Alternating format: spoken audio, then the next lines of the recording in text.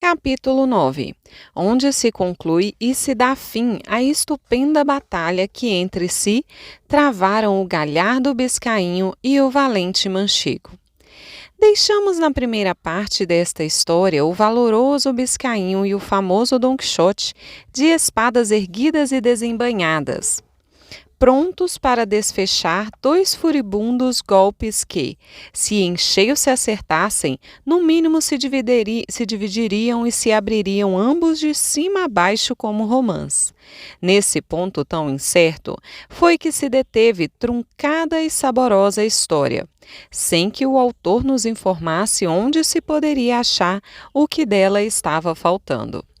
Causou-me isto muito pesar, pois o gosto de haver tão pouco lido virava desgosto, ao pensar no mau caminho que se me oferecia de encontrar o muito que, a meu ver, ainda faltava em tão saboroso conto. Pareceu-me coisa impossível e fora de todo bom costume, que a tão bom cavalheiro houvesse faltado algum sábio que tomasse o encargo de escrever-lhe as nunca vistas façanhas, coisa que não faltou a nenhum dos cavaleiros andantes, desses que dizem às gentes que aventuras vão buscar.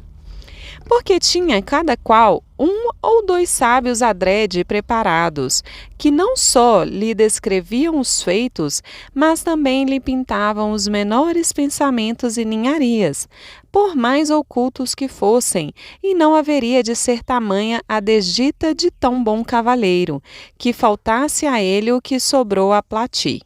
e a outros que tais. Não podia, pois, inclinar-me a crer que uma história tão galharda houvesse ficado estropiada e manca, e atribuía a culpa à malignidade do tempo, devorador e consumidor de todas as coisas, e que, por certo, a teria ocultado ou consumido. Por outro lado, parecia-me que, havendo entre seus livros uns tão odiendos como Desengano de Ciúmes e Ninfas e Pastores de Henares, também odierna devia ser sua história e, ainda que não estivesse escrita, haveria de achar-se na memória da gente de sua aldeia ou das circunvizinhas. Tais ideias me deixavam confuso e desejoso de saber, real e verdadeiramente, toda a vida e milagres do nosso famoso espanhol, Dom Quixote de la Mancha, luz e espelho da cavalaria manchega, e o primeiro que, em nossa época e nestes tão calamitosos tempos, se dedicou ao trabalho e exercício das andantes armas, e a desfazer agravos, socorrer viúvas, amparar donzelas, das que andavam com seus açoites e palafréis, com toda a sua virgindade sobre os ombros, de monte em monte e de vale em vale, pois, a não ser que algum rufião ou algum vilão de machado e capelina ou algum descomunal gigante as houvesse forçado, donzela houve nos passados tempos que, ao cabo de 80 anos, sem haver dormido uma só noite debaixo de teto, se foi para a sepultura tão inteira como a mãe que a pariu. Digo, pois, que, por esses e outros muitos respeitos, é digno nosso galhardo Quixote de contínuos e memoráveis louvores, os quais também a mim se não devem negar, pelo trabalho e diligência que tive em buscar o fim desta agradável história. Embora bem saiba que, se não me ajudassem o céu, o acaso e a fortuna, ficaria o mundo privado deste passatempo, e gosto que, durante quase 2 horas, poderá prender a atenção de quem a lê. Foi dessa maneira que se deu o achado. Estando um dia no Alcaná de Toledo, vi chegar um rapaz vendendo uns cartapácios e papéis velhos a um trapeiro. E como sou aficionado pela leitura, mesmo que seja de papéis amarrotados das ruas, esta minha natural inclinação levou-me a apanhar um dos cartapáceis que o rapaz vendia. Percebi que estava escrito em caracteres arábicos, embora os reconhecesse, não sabia ler. E andei vendo se surgiria por ali algum mourisco alfabetizado que os lesse. e não me foi difícil encontrar semelhante intérprete, pois, ainda que eu buscasse de outra língua melhor e mais antiga, o acharia. Enfim, a sorte me fez deparar com um, e expondo-lhe meu desejo e pondo-lhe o livro nas mãos, ele o abriu ao meio e, lendo um pedaço, pôs-se a rir. Perguntei-lhe do que se ria, e me respondeu que era de algo que estava escrito como anotação à margem daquele livro. Pedi-lhe que me contasse o que era. E ele, sem parar de rir, disse: aqui à margem, como lhe disse, está escrito: essa Dulcinea del Toboso, tantas vezes referida nessa história. Dizem que teve a melhor mão para salgar porcos que qualquer outra mulher em toda La Mancha. Quando ouvi mencionar Dulcinea del Toboso, fiquei atônito e suspenso, porque logo se me afigurou que aqueles cartapaços continham a história de Dom Quixote. Pensando assim, apressei-me em solicitar-lhe que lesse o princípio, e ele o fez, traduzindo de improviso do árabe para o castelhano, História de Dom Quixote de La Mancha, escrita por Sidi Hamet Benengeli, historiador árabe. Precisei de muita descrição para dissimular o contentamento que senti, quando me chegou aos ouvidos o título do livro, e, antecipando-me ao trapeiro, comprei ao rapaz todos os seus papéis e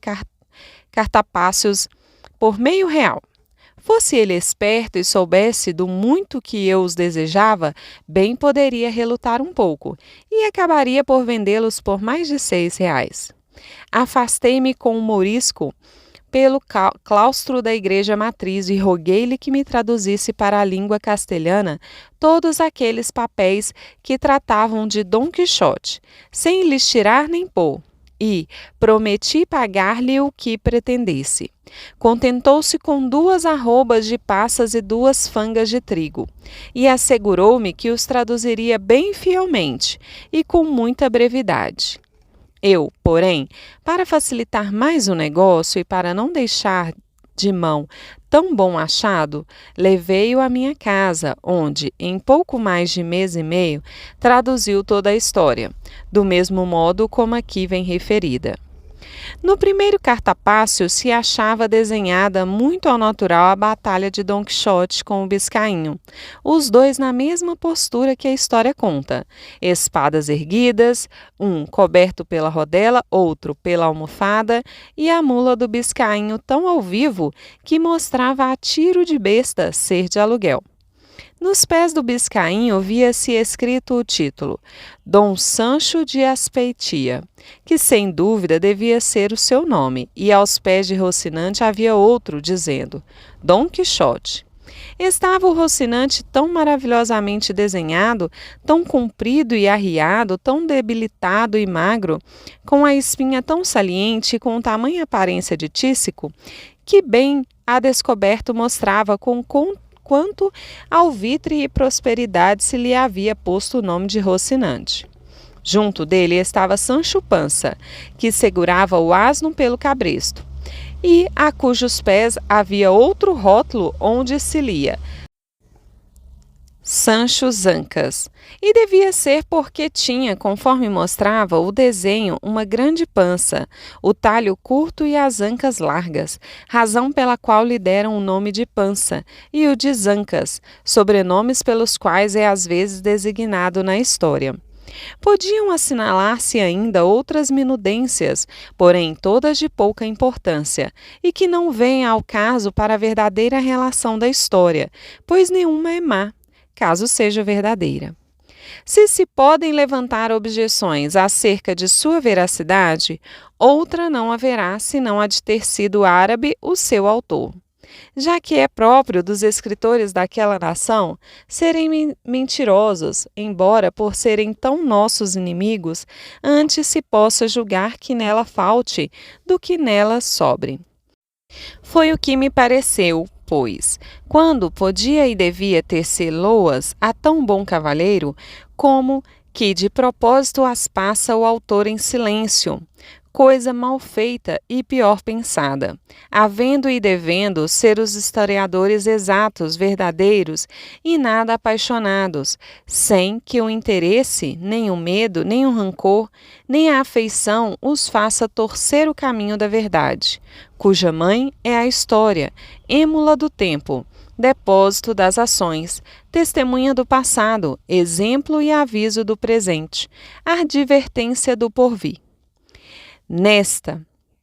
sei que se encontrará tudo o que se puder desejar de mais aprazível, e se algo de bom nela faltar, tenho para mim que terá sido por culpa do cão que a escreveu, antes que por falta de assunto. Enfim, prosseguindo na tradução, essa segunda parte começava desta maneira: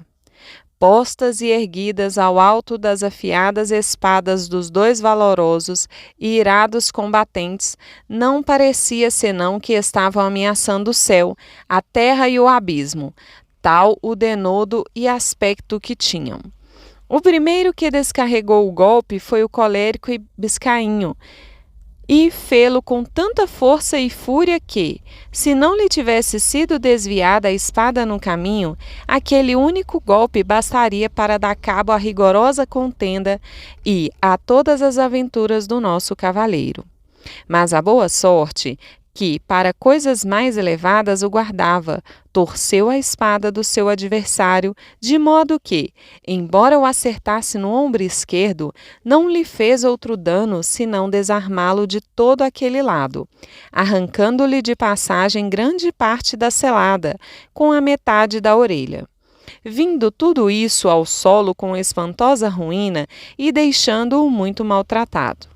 Valha-me Deus! E quem será que de boa mente há de poder contar agora a raiva que penetrou no coração do nosso manchego, vendo-se tratado daquela maneira? Basta dizer-se que se firmou de novo nos estribos e, segurando com mais força a espada nas duas mãos, com tal fúria a descarregou sobre o biscainho, acertando-lhe em cheio na almofada e na cabeça, que, sem lhe valer tão boa defesa, foi como se lhe caísse por cima uma montanha.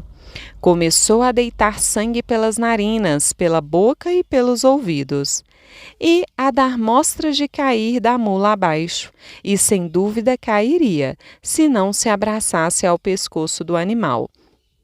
Porém, com tudo aquilo, os estribos lhe fugiram dos pés e os seus braços logo se soltaram. A mula, espantada com o terrível golpe, pôs-se a correr pelo campo e, com alguns corcovos, deu com seu dono por terra. Dom Quixote, que contemplava tudo sossegadamente, saltou do cavalo logo que viu o outro cair. E, com muita ligeireza, acercou-se dele e, pondo-lhe a ponta da espada entre os olhos, disse-lhe que se rendesse, senão que lhe cortaria a cabeça. Estava o biscainho tão perturbado que não pôde responder palavra, e o pior lhe teria sucedido, tão cego estava Dom Quixote, se as senhoras do coche, que até então haviam assistido à contenda com grande pavor, não se aproximassem de onde ele estava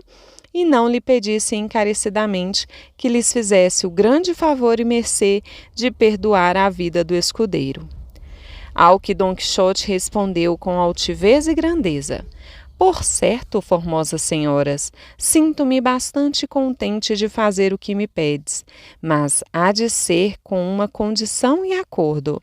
Esse cavaleiro me há de prometer que irá à localidade de El Toboso, onde se apresentará, de minha parte, a Sem-Par, dona Dulcinea, para que ela faça dele o que melhor lhe aprouver. As temerosas e desconsoladas senhoras, sem se dar conta do que lhes pedia Dom Quixote e sem perguntar quem era Dulcinea, lhe prometeram que o escudeiro faria tudo aquilo que de sua parte lhe fosse ordenado. Pois, fiado na vossa palavra, não lhe farei mais dano, posto que ele bem o teria merecido.